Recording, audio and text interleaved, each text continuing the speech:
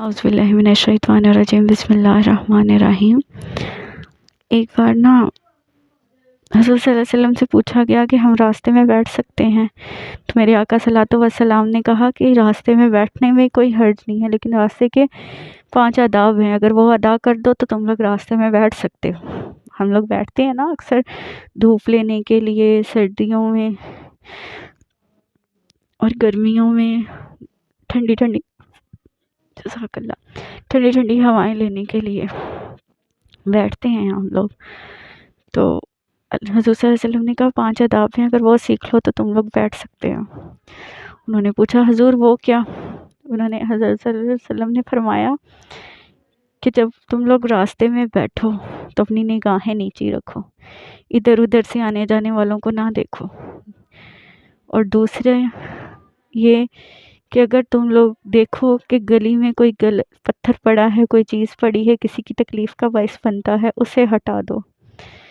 تیسرا یہ کہ اگر وہاں پہ بیٹھے ہو کوئی تمہیں سلام کرے تو سلام کر پہلے جواب دو۔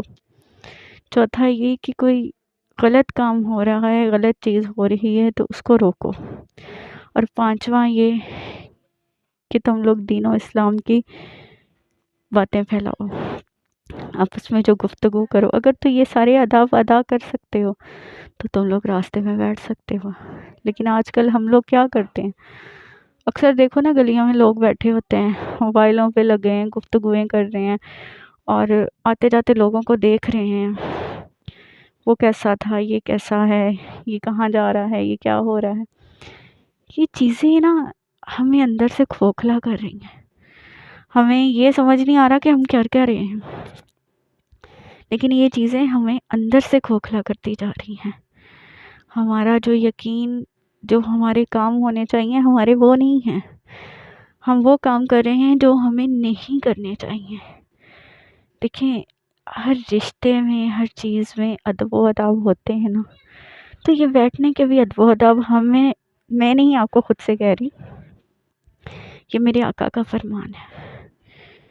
یہ ادب و آداب کرنا ہمارے آقا کا فرمان ہے۔ نظریں جھکا کر بیٹھیں، نظروں کو جھکائیں، سر کو اونچا ہی رکھیں۔ یہ مولا علی کا فرمان ہے کہ اس سے تمہارے خاندان کا پتہ چلتا ہے کہ تم کس خاندان سے تعلق رکھتے ہو۔ نظروں کو جھکا کے رکھو، لیکن سر کو ہمیشہ بلند رکھو، کیونکہ اس سے تمہارا پتہ چلتا ہے۔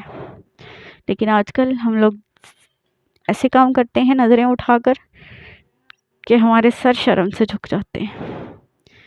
مجھے سمجھ نہیں آتی، میں کبھی کبھی سوچتی ہوں کہ جو لوگ راہ جاتے آتے لوگوں کو دیکھتے ہیں، معاف کیجیے گا معذرت کے ساتھ، لڑکیوں کو دیکھتے ہیں،